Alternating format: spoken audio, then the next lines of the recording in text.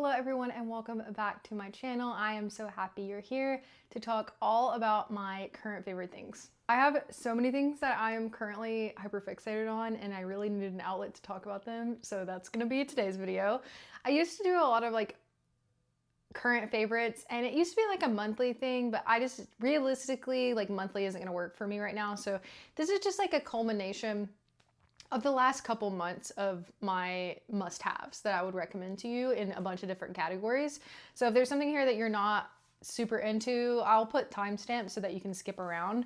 But some of the things we're gonna be talking about today are skincare, we're gonna be talking about makeup, we're gonna be talking about books, of course, obviously, and games, TV, and movies. So stay tuned and skirt around if you aren't interested in some of these things, that's fine.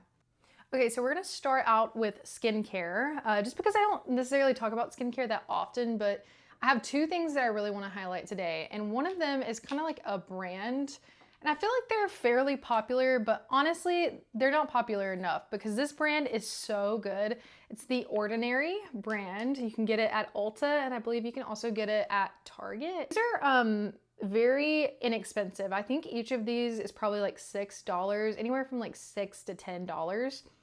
US dollars, obviously. I think this brand is available internationally, but they are cruelty free. Also pride themselves on being like very naturally derived, and I think that's really cool. It can be a little bit confusing looking at it in the store because basically the ingredients are, the way things are named are based off their ingredients directly, which is cool. But like, for example, this is a retinol serum and it is used for like fine lines, for smoothing. And then we also have like lactic acid, which is more of like a, from what I understand, like a chemical exfoliant type thing and hydrating. And then we have hyaluronic acid, and their website has like a bunch of things that you can do that will point you in the right direction of what you should get. And then they have like basic things like face wash and toner and that sort of thing. I've tried a lot from them and I've never been disappointed. Last skincare thing, I only have two things, is the Cup of Coffee scrub from Lush. This stuff is so good. It smells delightful, like exactly like coffee. Lush is a really great brand and they are cruelty free as well, and they actively fight against animal testing, and they're very sustainable. A lot of their packaging is recyclable. You can also, I don't know if they do this everywhere, but their packaging you can take in and get money off if you take your packaging back to them, which is cool. I love this, very exfoliating. I don't recommend using it all the time because it is pretty gritty, but it also is surprisingly energizing, I guess because of the caffeine in the coffee, but there's like actual like coffee bits in here. Really good. All right, and moving on to makeup. The first thing I'm gonna mention is the e.l.f. Halo Glow Liquid Filter Foundation. This I would consider more of like a tinted moisturizer. It has a really interesting, huge doe foot applicator. I've seen people on TikTok like taking this and cleaning it out and making it lip gloss, which I think is really funny. I love this so much. It is very lightweight. It's really great for summer and it looks great. It's very glowy. I would say if you have more oily skin, you definitely would want to like pair this with something else, but this also mixes really well in other foundations. I sometimes mix this with my more like matte or satin finish foundations and it brings like life back into it. And it's very good. Very minimal creasing. I don't know what else to tell you. Second thing is the Rare Beauty liquid anything. Like, I love their products. You know, I used to, if you've been around for a while, I used to not believe in liquid face products besides like foundation and concealer, but like blush and bronzer, I would never do that before, but these are so good. This is specifically the shade, this is Mellow Liquid Contour, and this is Joy Liquid Blush. They have a bunch of shades and I love it. It's super easy to work with. If you're new to using more liquid products like that, I would say this is very entry level and easy to blend out with a brush or a sponge. I actually use a brush. I don't have it handy, but it's from e.l.f. It's great. More makeup things. I have these little quads from ColourPop. The colors are so pretty and very pigmented. The shimmers are like high quality, high end shimmers. And so are the mattes, but like ColourPop does shimmers so well. This is the Sorbet shade, and I think these are literally like $3 to $5. They're very inexpensive, but yeah, super high quality. I love these for like a quick on the go look. It's very user friendly. Like there's only 4 shades. Like this is in the crease, this is in the outer corner, and then you can use either one of the shimmers to just put all over your lid. And it works like a charm. It's small and compact, so you can throw it in your bag. These are really great. Last makeup thing is the Milani Make It Last setting spray. This does such a good job of locking in your makeup and like just settling everything in. If you look cakey, try this, like put it on, because it is amazing. Like it really just makes everything look seamless. I've used this for years and it makes your makeup last longer. It truly does. I have tested it before without setting spray, because not on purpose, because I didn't have it, and then with it, and it not only does it look better, but it wears so much better over time. Okay, now we're gonna talk about books. I kind of, you know, I talk about books pretty often on here, so I wanted to pick like my most recent 5 stars to highlight for you guys. And this one I had to come on here and talk about as soon as possible because I annotated this like crazy, and we read this for my book club. It is The Lion Women of Tehran. And this is based in Iran in the 1950s. You actually span a couple of different decades. And I'll be honest and say that the Iranian or Persian culture is not one I was super familiar with before reading this book. I do feel like I learned a lot.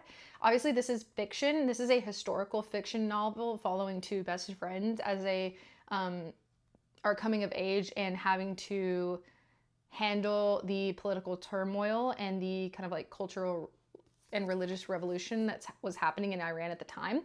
And they come from very different backgrounds.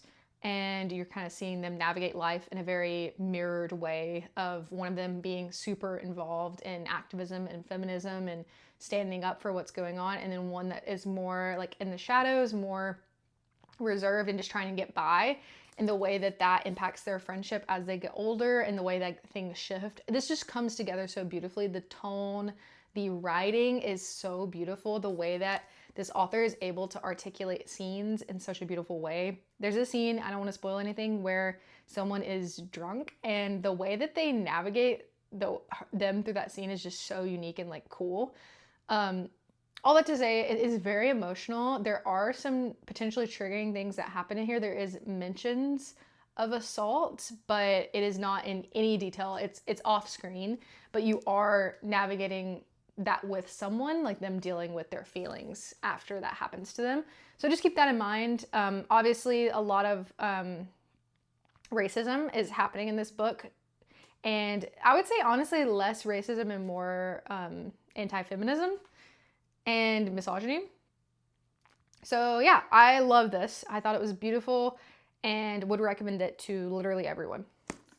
The next book that I have is The Sirens by Amelia Hart, which I don't have a physical copy of, but I would buy it. That's how much I loved this book. This one, you are following 3 different women throughout 3 very different generations of time and places. So you're following the current day woman who I believe is in Sydney or Australia of some sort.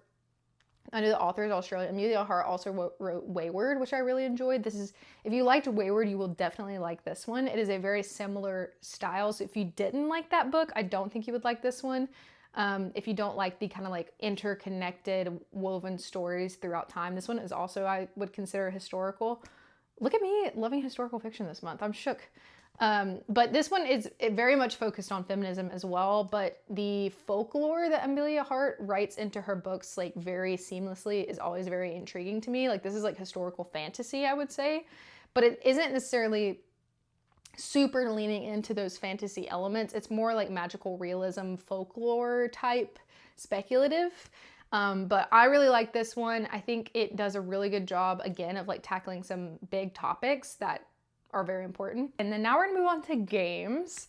I am super stoked to tell you about Expedition 33. And if you're in any sort of gaming space, then you probably have heard this talked about. It is from Sandfall Interactive, which is a indie studio, very small team. I believe there's 30 people, which they missed an opportunity to have it be 33, which is funny. But this is Clair Obscur Expedition 33. It is a very French game. Obviously you can play it in English. It is in English available. and it is a turn-based RPG. Traditionally, these would be a lot of the times turn-based is Japanese studios. This is a French studio with a lot of elements gathered from your classic like turn-based games. Like I've heard it compared a lot to story and gameplay wise of Final Fantasy, which I've never played, which now I want to, because I honestly just kind of thought I didn't like turn-based games. And the elements that this one has, and if you don't know what turn-based is, it's like where you're fighting an enemy and it goes back and forth between the characters. So like you will choose an action, tell it to do that action, and then the damage or whatever it may be will happen, and then you go back and forth with your enemy and across like your party. Typically you would have like party members in the game. But I absolutely love this. I think it has a lot of like active elements like parrying and dodging, which is not uncommon, but I think pairs really well with these characters and their abilities. The skills that you have amongst the characters are amazing. The general premise, without spoilers, because I think you should definitely play this game and experience the story yourself, and the music is so incredible. But the story, basically you are in this world where there's a monolith, a big mountain where there's this mythical creature lady who paints a number on the mountain, and it's going down each year. She paints like 34, 33, and everyone who is that age when she paints the number disappears. So no one is older than 33 in this world. They literally disappear into like thin air. This is in the trailer, so again, not a spoiler. And obviously the world is trying to see, like, they have no idea why this happens. They don't really know why it started or like how it started. They have like some historical context of like the first few expeditions and like how it's progressed through time. But all of their elders are gone, so they don't really have anyone to consult. One of our characters never knew her parents because they gomage is what they call it, when she was only like 3, so she got adopted. Yeah, it's very interesting. I couldn't recommend it more. The story is so incredible. I just finished the second act for the knowers that know. I would say I've seen an average runtime. I'm not finished yet, so please no spoilers in the comments, but I've seen it run about 35 hours or so, which is usually like my cap on games. I don't traditionally love super long games. Yeah, I love Expedition 33. Can't wait to finish it. Also don't want it to be over. And then finishing up with movies, I'm going to talk about Thunderbolts, no spoilers as well, but I can't talk enough about how well this movie handles mental health in such a tasteful way, and how it affects so many different people differently in the relationships that you have with people. And I just love this like group of unlikely heroes gathering together. And it just feels like so well done when you're watching it, the way that the characters interact, the story. Obviously, I'm a Marvel fan. I enjoy the movies. This feels very much like return to like what Marvel once was, the way that the characters interact with the public and with each other. And you should see this movie if you haven't. It's really, I don't know if it's in theaters anymore. I know there's unfortunately a lot of spoilers out there. I don't think that the spoilers, if you've seen any, like the press marketing, and if you know, you know, I don't think that that's going to necessarily negatively impact your experience. Like obviously it's great to stay spoiler free as much as possible, but you should still see it, and it's still really great. And I'll catch you guys next time. I wanted to do this quick so that we could fit a bunch in, but if you like this style of video, let me know. This is all the things I'm currently obsessed with, and I'll talk to you next time. Bye.